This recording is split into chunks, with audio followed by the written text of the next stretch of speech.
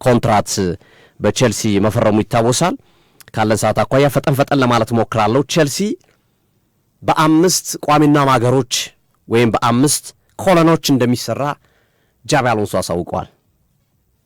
ተከላካይ ላይ ኩኮያ፣ ሪቼ ጄምስና ቶሲና ዳራቢዮ፣ አማካኙ ካይሲዶና ኢንዞ ፈርናንዴስ። እነዚህ ተጫዋቾች የቡርኔ ቋሚ ማገርም ናቸው። በቃ ኮሎን ናቸው የቡርኔ። ከነዚህ በኋላ ሌላ ተጫዋች ይጨምራሉ። ሌሎቹ 9 ወይም 10 ወይም 11 ወይም 20ዎቹ ተጫዋቾች 5 ላይ የመረጡት 20 ያስፈልጋቸዋል።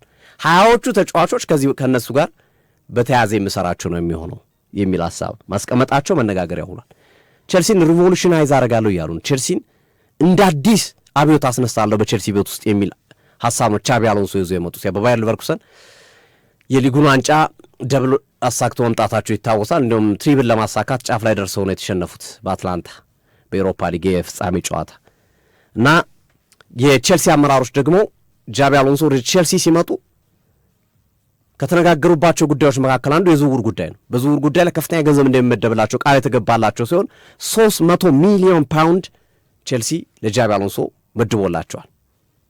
ከወዲሁ ያመጧቸው ያሰቧቸውን ተጫዋቾችን ይፋ አድርገዋል። አንደኛው የኤሲ ሚላኑ ግብ ጠባቂ ማይክ ሜኛንን ነው ግብ ጠባቂነቱን ለማስተካከል።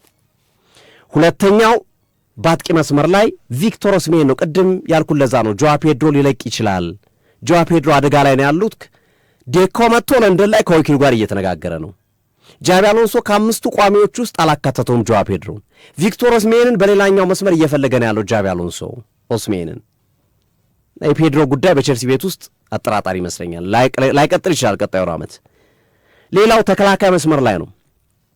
ተከላካይ መስመር ላይ የተያዙ ተጫዋቾች አሉ። አንደኛው የኖቲንጋም ፎረስት ተከላካይ ሙሪሎን ነው ቼልሲዎች የያዙት።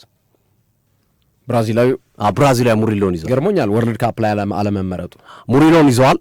ሌላው የቶተናሙ ተከላካይ ሚኪ ቫን ደቬን። በነገራችን ላይ ቶተናም ማርኮስ ሴነሲን ከበርማውዝ ለማስፈረም ጨርሷል ኦልሞስት። እነሄ የሚያሳይ ከሚኪ ቫን ደቬና ከክርስቲያን ሮሜሮ አንዳቸው ይወጣል። ሮሜሮ ደግሞ በቅርቡ ነው የፈረመው። ቫን ደቬን የመውጣት እድሉ ሰፊ ይመስላል። ቫን ደቬን ወይ ዩናይትድ ወይ ቼልሲ የመሄድ እድል ነው የሚኖረው እና ከሙሪሎ እና ከቫን ደቬን እንዲሁም በእነሱ ስታንዳርድ ካሉ ተከላካዮች አንድ ተከላካይ እፈልጋለሁ ብሏል። ከዛ ባለፈ የበርማውዙን የአማካይ መስመር ተጫዋችና የዚህ ውድድር ዓመት ምርጡ ተጫዋች ሳይጠበቅ ምርጥ እንቅስቃሴ በማሳየት አሁን ራይስን ጠብቀዋል። ፈርናንዴዝን እያሳዩት ከነበረው አቋም አንጻር ጠብቀዋል። እነ ኢንዞ ፈርናንዴዝ እነ ካይሲዶን ምናምን ጠብቃል። አሌክስ ስኮትን ግን በዚህ ደረጃ አጠብቀው ዘንድሮ ያሳየው አቋም ስፔሻል ነው በጣም እና ቼልሲዎች አሌክስ ስኮትንም ከበርማውዝ ማስፈረም ይፈልጋሉ። እቅዳቸው ነው። የአሰልጣኝ ጃቢ አሎንሶ እቅድ ይሄን ነው። በክረምቱ ሊሰሩት የፈለጉት ስራቸውን ጀምረዋል። በነገራችን ላይ ቢሮ ተረክበዋል። ስራቸውን እየሰሩ ነው። ዝውውሮች ላይ መሰል እንቅስቃሴዎች ላይ የሚፈልጓቸውን ተጫዋቾች የመፈለግ የሚሸጡ እንዲሸጡ የማድረግና መሰል ነገሮችን ስራቸውን ጀምረዋል በቤታቸው። ሰማያዊ ቼልሲ ቀጣይ ዓመት ምንም አይነት ውድድር የለበትም። የሀገር ውስጥ ውድድር ብቻ ነው ያለበት። ፕሪሚየር ሊግ፣ ኤፍኤ ካፕና ሊግ ካፕ። ዘንድሮ ማንቸስተር ዩናይትድ በፕሪሚየር ሊጉ ብቻ በመሳተፉ ምን ያህል ተጠቃሚ እንደነበረ አይተናል። ረፍት ነበረው። ጉዳቶች በጣም አላጠቁትም። የጉዳት መጠኑ ቀንሶለታል። በየሶስት ቀን ስትጫወትና በሳምንት አንዴ ስትጫወት አንድ ካለመሆኑ ቼልሲ የዚህ መልካም ነገር ተጠቃሚ ሊሆን ይችላል።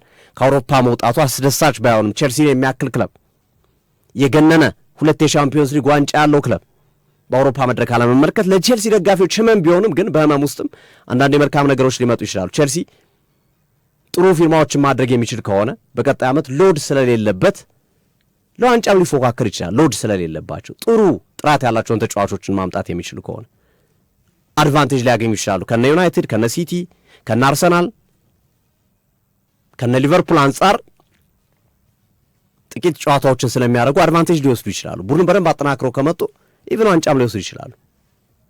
አይደለም የቶፕ 4 ቦታ ይቅርና ማለት ነው። ይሄን የቼልሲ ደጋፊዎችም እንደ ሐሳብ እያነሱ ያሉት የአሎንሶ ሪቮሉሽን ወይም የአሎንሶ አብዮት በቼልሲ ቤት ውስጥ ምን ያስከስታል እንግዲህ አብረን የምናየው። ጅምሩ ጥሩ ይመስላል። ሐሳባቸው ድንቅ ይመስላል።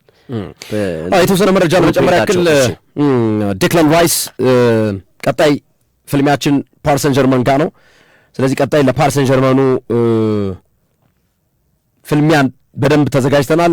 2 ዋንጫዎችን በውድድር ዓመቱ ለማሳካት እንፈልጋለን እና ትኩረታችን ሁሉ ፓሪስ ሰን ጀርመን ላይ ነው በሚል የሰጡ አስተያየት የሚጠቀስ ነው።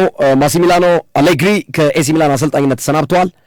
ወደ ጣሊያን ሴሪያ ስንመጣ አምስተኛ ደረጃን ይዞ ነው ኤሲ ሚላን ያጠናቀቀው። አሌግሪ መልቀቃቸውን ተከትሎ አንዶኒ ኢራዮላን የበርማውዙን አሰልጣኝ አንዶኒ ኢራዮላን ኤሲ ሚላን ዋና አሰልጣኝ አድርጎ ለመቅጠር እንደሚፈልግ እየተገለጸ ይገኛል።